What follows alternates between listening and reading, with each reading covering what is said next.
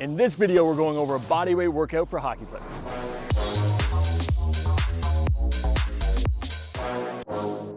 All right guys, what's going on? Kyle here from Relentless Hockey, and today we're gonna go over a bodyweight workout that hockey players can do anywhere. So whether you're at a field or stuck at home, this is gonna be the exact workout structure to start developing some functional strength, athleticism, and some power. So let's dive in.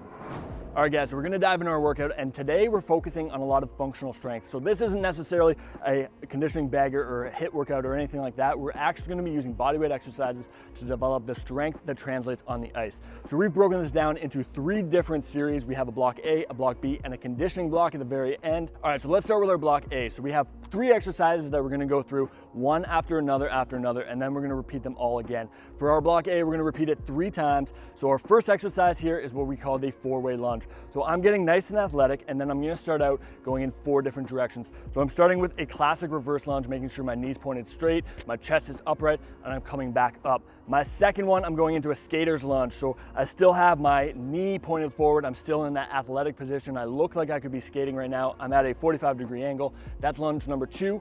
I'm coming back up. I'm going completely out to the side now. Again, making sure that I'm controlling my body position. I'm upright, my core is braced. That's number 3. And then I'm going the opposite way in a curtsy lunge or a crossover lunge, where I'm gonna try and get this step out as far as I can. So that is gonna be considered 1 rep, and we're gonna repeat that 5 times. All right, so our next exercise is the eccentric push-up. So this is an awesome exercise for hockey players to really begin to develop some strength. So we've all seen the classic push-up, but we're gonna take it to the next level by focusing on the eccentric element here. So I'm gonna start up in my push-up position. My hands are just outside my shoulders, my core is braced, I'm squeezing my ribs down, and then I'm gonna focus on coming nice and slow down for 5 seconds and then making a strong push up.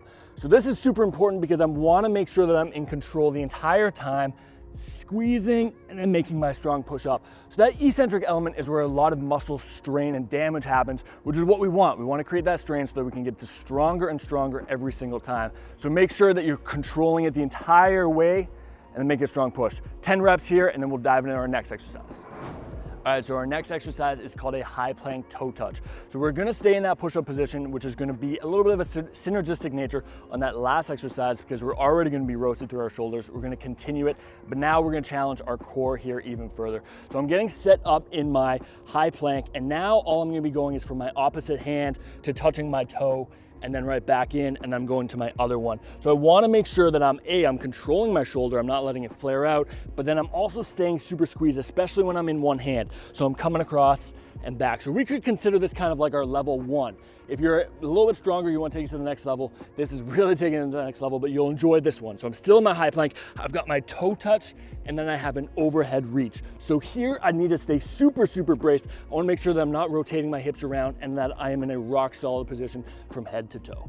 10 reps here, and you're gonna be lit up in both your core and shoulders.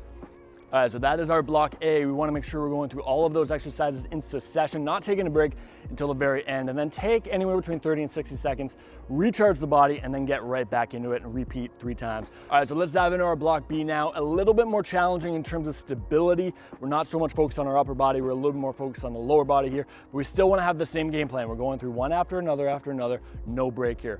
So my first exercise is all about stability. We don't wanna be rushing through here. This is not a conditioning bagger at all.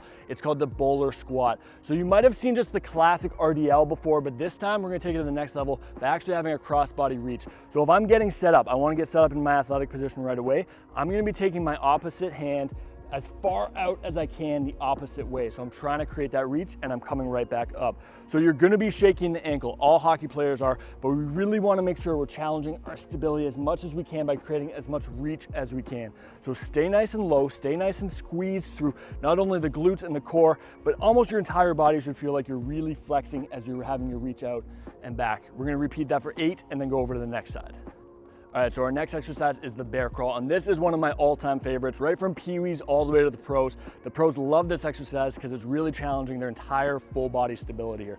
So I'm gonna get set up on all 4s. I have my hips directly over my knees, my shoulders are right over my hands, and then I'm just gonna lift off. I wanna make sure that I'm getting my knees as low to that turf or low to that carpet as possible, and then I'm just gonna take small steps. I'm gonna have one hand in front of the other, as slowly as possible. Now the key here is to not kind of rush through or go fast here. I really want to make sure as I'm taking a step and I have my opposite hand and leg off the turf that I'm really going slow and challenging my entire body. So as I lift up, I feel as if I'm gonna rotate. I wanna make sure that back is staying completely flat and I'm staying low.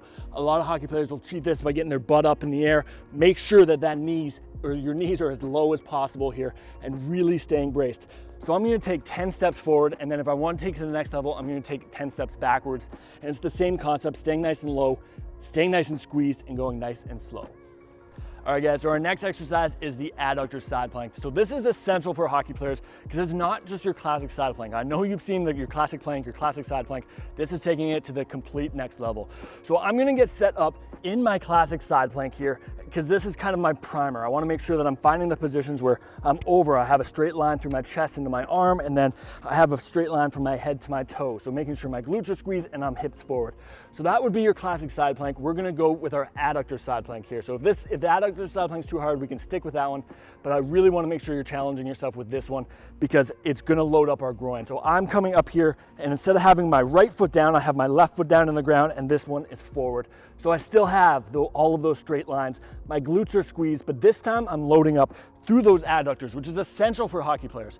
So I say if a hockey player can't do this for 20 to 30 seconds, then you almost shouldn't be on the ice. This is like a prerequisite to staying healthy all season. All right, so we're back on our feet for our last exercise, which is called the Cossack squat. So I'm gonna get set up, and it's almost like the classic side lunge where I'm taking a nice deep kind of lunge to the side. I'm going directly out. But this time, as I get to the bottom, I'm opening up. So now I'm kind of stretching through that adductor and hip or hamstring, and I'm coming right back up. So you're gonna wanna do this for 8 reps per side and really focus on control. All right, so that was our B block. We're gonna dive into our conditioning work now. And this isn't your classic conditioning.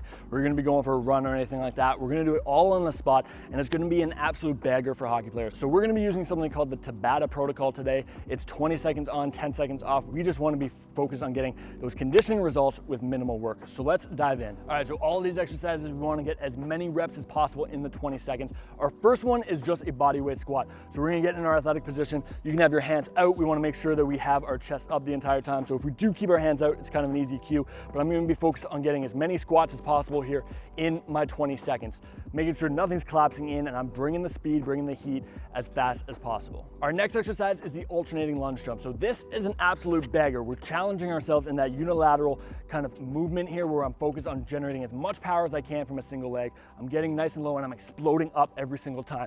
So for all of these exercises or all of these reps, we really wanna make sure that we're not collapsing in, we're not getting sloppy, we're focusing on power generation, getting strong, and getting athletic. All right, so our last exercise is a lateral skater bound. Another awesome exercise to really begin to develop that stride mechanic position. So I'm getting loaded up in my hip right away, making sure I'm in my athletic position, arms are pumping, and I'm getting out as fast as I can. Now, typically we're focusing on generating as much power here, but I actually want to see a little bit more speed from you. So making sure that I'm landing, and then as soon as I've landed, I'm getting right into my next one. All right, guys, so that is an unbelievable bodyweight workout that you can do just about anywhere, whether you're post-practice at the rink, you're at home, you're out on a field, wherever you are, this is a workout that you can be doing and actually moving the needle forward. We have to be getting stronger. We have to be getting more athletic. We have to develop the functional strength that translates on the ice. So if you are interested in this kind of stuff, head over to relentlesshockey.com. We have some unbelievable at-home programs, and we have some at-home programs in our description for free. So make sure you're checking it out, and make sure that you're staying relentless.